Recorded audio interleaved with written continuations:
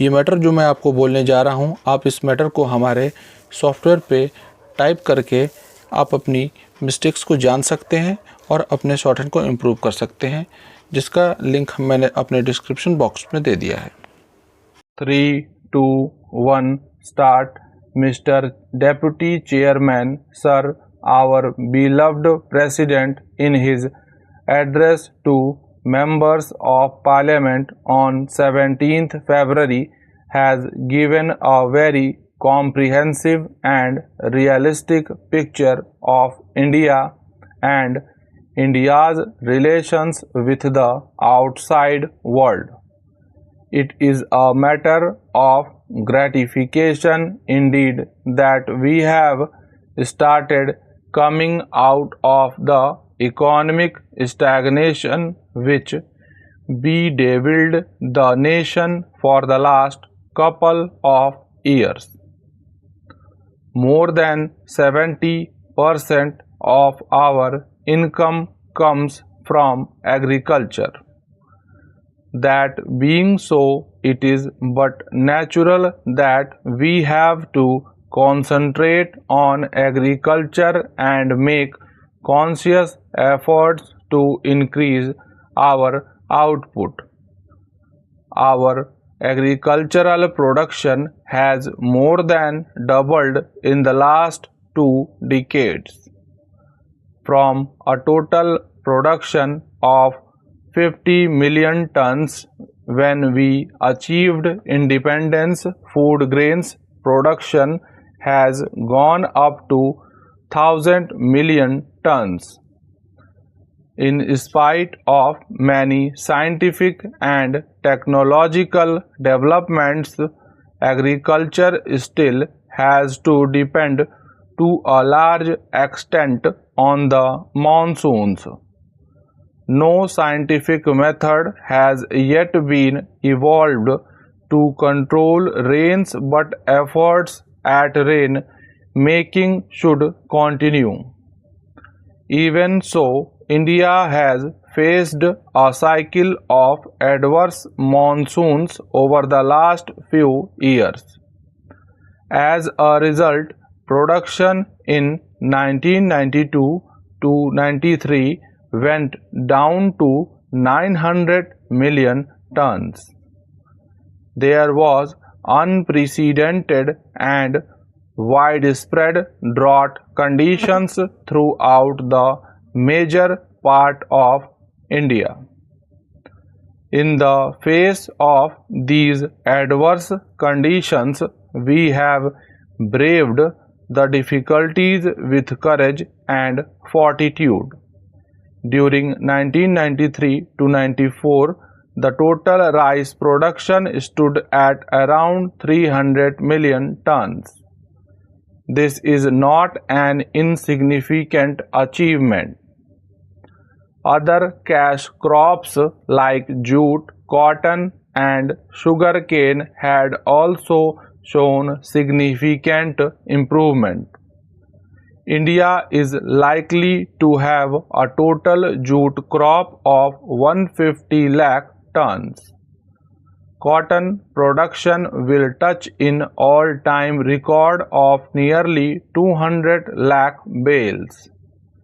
Sugar output is put at 300 lakh tons, out of which 100 lakh tons is exported. These are significant pointers to a meaningful policy being followed by the government. Thanks to the realization and strengthening of the public distribution system, India has been able to look after the minimum needs of the most valuable sections. The public distribution system needs nearly 100 million tons of food grains annually. The government is confident of meeting this obligation without much difficulty.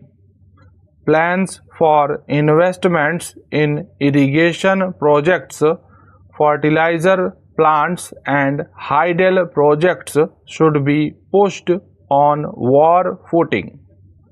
Many irrigation projects are pending clearance from the central because of river water disputes that are existing between the states.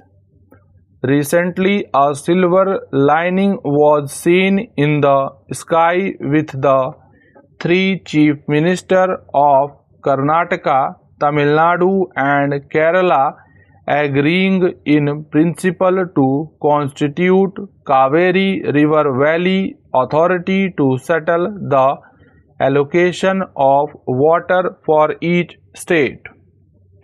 Unfortunately, it has not borne fruit.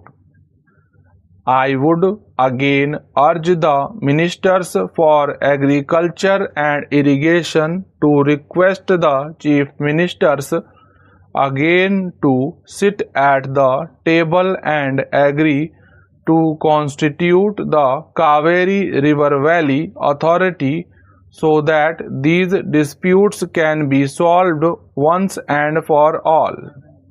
There are similar river water disputes in other areas. For example, with regard to sharing of Narmada waters, there is a dispute between Gujarat and Madhya Pradesh. I would urge that all these river water disputes should be frozen and river valley authorities should be set up once and for all to settle the allocation of water and also to go ahead with the construction of irrigation projects. Coming industry, sir, we all know that the growth rate of industry was almost zero in 1973 to 74. Thanks to progressive policies and vigorous implementation of those policies, the growth rate now is 3.5%.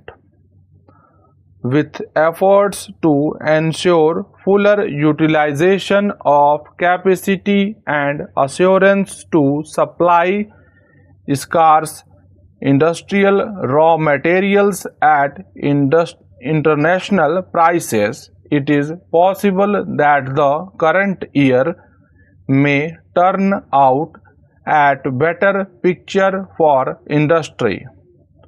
The kingpin of industrial growth lies in coal, steel and power.